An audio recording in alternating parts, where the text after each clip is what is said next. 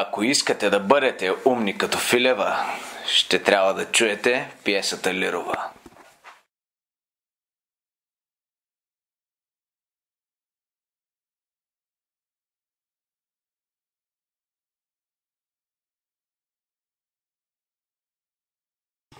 Живял едно време в Англия крал Лир с трите си дъщери. Той решил да се оттегли и да разпредели властта и богатството си. За да отсъди правдиво, той попитал дъщерите си колко го обичат. Гонерила, първородната, прехвалвала любовта си към него. По нейните думи словото не било достатъчно да опише чувствата й. Подмамен от думите й, Лир й обещал 1/3 от всичките си богатства. След това повикал втората си дъщеря, Регана. Тя бързо заизреждала празни слова и надградила лъжите на сестра си. Тя твърдяла, че само обичта й към него и носела радост. И на нея старият крал отредил 1/3 от кралството. Корделия, най-малката, чувствала много повече, отколкото можела да обвие в лъжливи думи. Кралят, заслепен от ярост, оттеглил бащинството си и всякаква връзка с вярната си дъщеря. Сам граф Кент опитал да го вразуми, но това му донесло подобна съдба. Лир обявил оттеглянето на зестрата за дъщеря си пред бургундския княз и френския крал. Тъй князът се отказал от ръката на девойката, но французинът ценял повече моралните ценности и я взел за жена. Едмънд, извънбрачен син на Глостър, отдавна кроял план срещу брат си и баща си, и той за титла ламтял. С лъжливо писмо будния ум на графа замаял, като привидно мило отричал, и Едгар в заговор обвинил.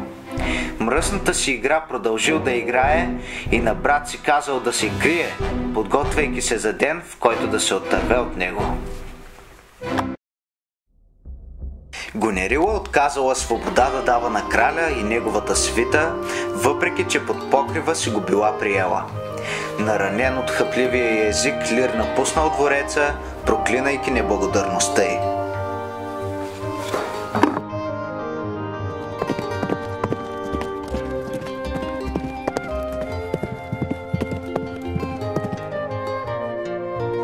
Лир осъзнал тежкото си положение и не получил подкрепа от Регана, а тя защитавала сестра си. Пристигнала и Гонерила и старецът разбрал пълната тежест на грешката си да им предостави власт. Буря иде, а краля се стяга и заминава. На открито кралят природните стихии предизвикал. Мъката му мяра нямала и заканите сред дъжд и вятър. Кай и Шута на стария владетел да се прибере повтаряли. Едгар изтерзан се появява, лудостта им прелива. В бурята загубения разум ги владее. На краля и графския син пустите приказки, водени от идеите на Шута и подсказките на верния слуга, организират съд срещу родоотстъпничките. Глостър изисканата светска гюротия прекъсва за защитата на владетеля да се грижи. Едмънд издава тайната на графа пред Регана и осигурява на баща си наказание за верността, добирайки се до желаната титла. Корнуелския княз и Регана наказали Глостър за предателството, но слугите се противили срещу несправедливостта. Князът ослепил стария граф, но бил смъртоносно ранен от един от слугите, докато Регана убила другия.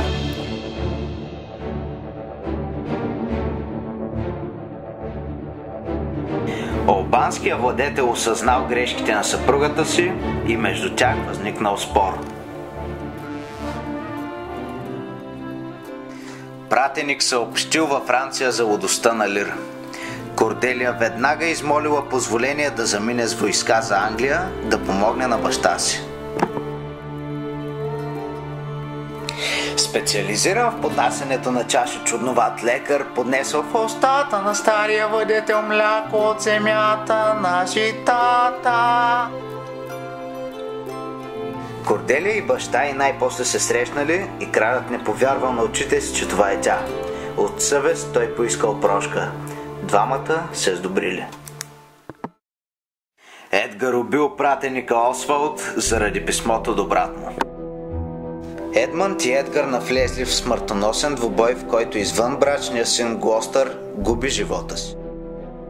Регана била отровена от сестра си, Гонерила се самоубила, а Корделия загинала в плен. Лир, съсипан от скръб по малката си дъщеря, издъхнал.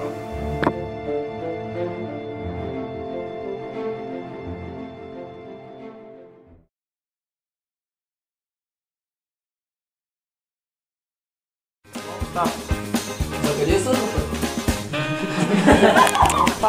Сега ще разкажа история на Шекспир.